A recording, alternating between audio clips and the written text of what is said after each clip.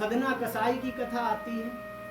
क्या कहते हैं भक्तमाल जी में, बड़ा सुंदर वर्णन आता है कि सदना कसाई का कार्य क्या होता है, मांस का विक्रय करना। भक्तमाल जी में वर्णन है।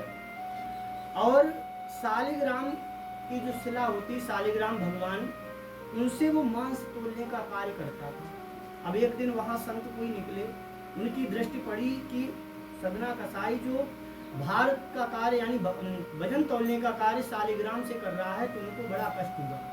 उन्होंने जाकर सदना कसाई से कहा, ये गलत कार्य है, ये शालिग्राम भगवान है, इनको तुम मुझे दे दो, इनकी सेवा आपसे नहीं होनी क्योंकि तुम बड़ा गंदी जगह बैठे हुए। तो सदना कसाई से उन्होंने शालिग्राम भगवान को ले लिया संत ने, और घर जाकर के जहाँ भी कुटी थी खूब गंगा जल में स्नान कराया, पंचामृत में स्नान कराया, धूप दीप तिलक खूब सुंदर सुसज्जित किया, खूब सेवा की। रात्रि में उन संत को भगवान के दर्शन हुए। कहने लगे कि हे साधु महाराज, आप जहां हम थे वहीं हमें दे आओ, यहाँ मुझे आनंद नहीं आ रहा। क्यों नहीं आ रहा? कि जब वो मांस तोड़ते समय अपने यहाँ इधर से उधर लुढ़कते थे हम, और वो मेरा नाम जब करता था, उसमें मुझे बड़ा आनंद मिलता था। वो आनंद यहाँ नहीं है। आज संत को सुबह आश्चर्य हुआ, और जाकर के सुबह होते ही सदना कसाई के पास पहुंच गए। बोले, ये लीजिए शालिग्राम, ये हमसे प्रसन्न नहीं, ये तुम्ही से प्रसन्न है।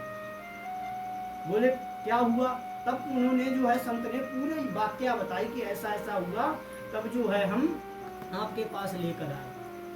सदना कसाई बड़ा दुख हुआ कि भगवान मेरे साथ इस स्थिति में रहने को तैयार है। उसी दिन जो है वो सब जो है छोड़ देता अपना काम धाम, गंदा कृत्य जो भी उसे सामाजिक निगाह से, शास्त्र की विधि से वो निषेध था, इसलिए छोड़ता है, और जगन्नाथ जी के दर्शन के लिए वहीं से निकल पड़ता है।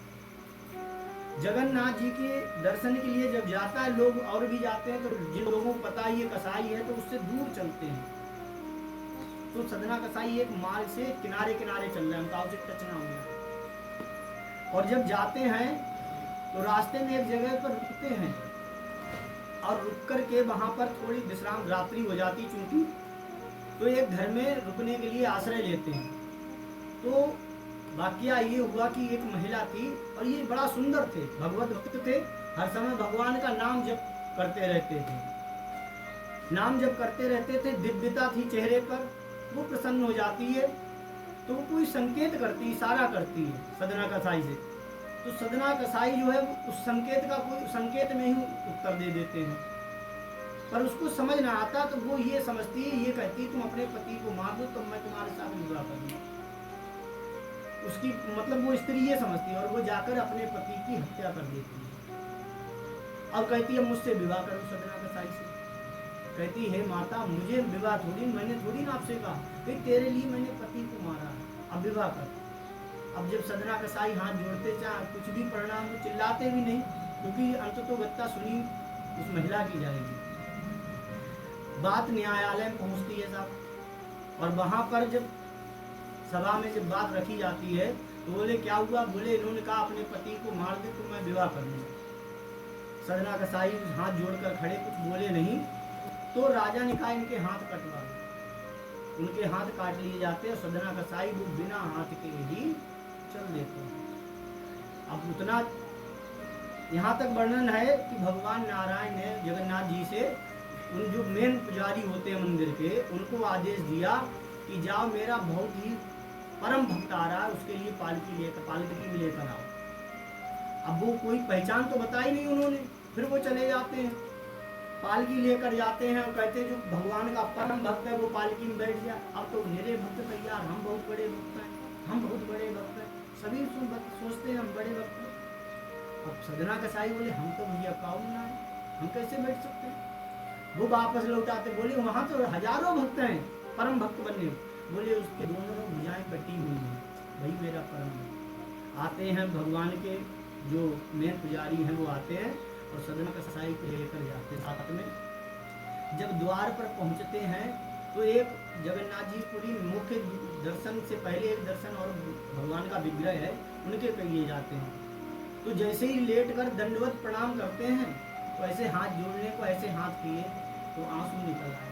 और तो दुख नहीं हुआ, हाथ कट गए, इसका दुख नहीं कि हम भगवान को इतने असहाय हैं कि हम भगवान को प्रणाम भी नहीं कर सकते। वैसे ही भगवान की कृपा से दोनों भुजाएं उनको पुनः प्राप्त हो जाती हैं। ऐसे जगन्नाथ जी की लीला है।